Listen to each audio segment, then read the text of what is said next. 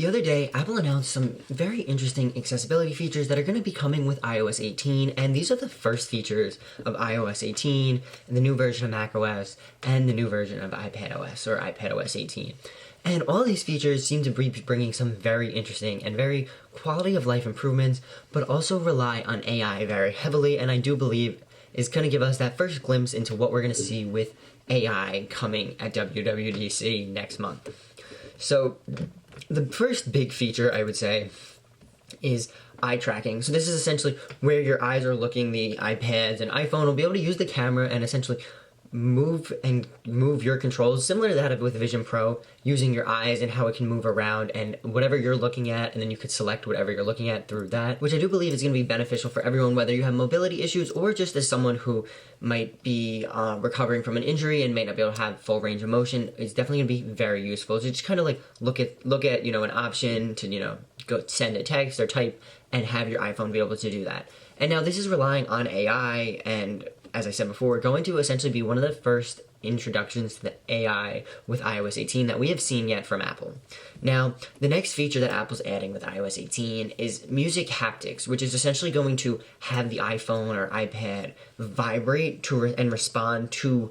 the music. So this is for anyone who's hard of hearing or deaf, and essentially can't listen to music the way hearing people can by just throwing in AirPods and hearing the music. This will allow the iPhone to, vibrate, similar to that of like when you're in a car with heavy bass and the person can feel the vibrations. This is what that is trying to achieve as a way for the person to hear the music, which personally I think is going to be a very interesting experience to try out. As someone who is not hard of hearing in any way, shape, or form, I do not believe I will benefit from this. I will try it out, but I do see the very benefit and kind of need for this feature as someone who, if you are hard of hearing, you now have the ability to listen to music. There's also new features that allow you to just interact with your iPhone in a whole different way. So Apple is now setting it up essentially where you can say shortcuts to open things using your voice. So if you say rings, it'll open your activity rings, for example. This is one example that Apple gives us on their website when they announce these features, and I do have to say these vocal shortcuts are going to be very interesting, kind of to see how they play out, as you can essentially say whatever you want to trigger whatever you want.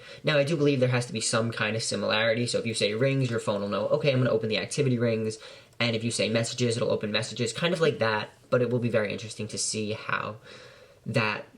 will be introduced when iOS 18 is released. Now, something that I am personally very excited for is vehicle motion cues that'll help reduce motion sickness. Essentially what this is your iPhone is essentially going to display motion on the screen to essentially trick your brain into thinking that it is moving as well as just like you are in the car. That way it tricks your body into thinking that it's moving and that it's not staring at a stationary object. And I believe this is going to be very useful for everyone. This is something I feel everyone can benefit from, whether it's been on a long road trip or just, with little kids who get motion sickness. You kind of have that way to combat that motion sickness now by having the device introduce this new feature of motion cues to eliminate that. So as Apple shows in the video here, depending on which way you're going, if you're going right or left, it'll display these little dots that'll move across your screen. So if you're going right, it'll display the dots to the right. If you're making a left, it'll display the dots to the left. If you're braking, it'll display the dots going down, and if you're accelerating, it'll show them going up, similar to that of how the car is moving, which is going to help reduce motion sickness for the passengers in the vehicle, which I think is just such a beneficial feature to have for everyone, and you can turn this on and off through Control Center. Now, CarPlay is also getting a bunch of updates with voice control and just the ability to interact with it in a very different way than before by using these accessibility updates such as voice control, color filters, and sound recognition. So it'll be able to tell you if there's a siren detected, so you have to pull over, and just other ways to interact with it by using your voice instead of having to touch the screen, which I think is going to be very beneficial to people who are hard of hearing and can drive, as this will allow people who have these disabilities to be able to interact with the world around them the same way that individuals who don't have disabilities have.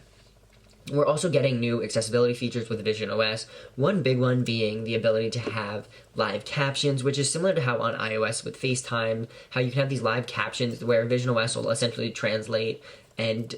write captions for anyone who's speaking in front of you, just so you can understand them, whether it's you're hard of hearing or, maybe you just can't hear as well because you have the Vision Pro on. This is something that I believe is going to benefit everyone because you'll be able to see and translate what everyone is saying around you, just like if you're watching a TV show with closed captions on. Now, these are just some of the updates that Apple has announced with iOS 18, Vision OS 2, the new version of macOS, that are coming to the iPhone, iPad, Mac, Vision OS later. And I believe these are features are going to be very beneficial to all of us when they release. And now some may be less beneficial, some may be more beneficial, but I really believe that Apple taking the stance with accessibility and making their products available for everyone is benefiting everyone, because it allows users like myself who, might not use half of these features to still have a different way to interact with my iPhone if I ever do need to use these features, whether I'm recovering from an injury or a surgery or whatever, or if I'm in the car as a passenger on a long road trip and I don't want to get motion sick, I can now, just have my iPhone and iPad combat that for me. But it's really interesting to see what Apple is doing, and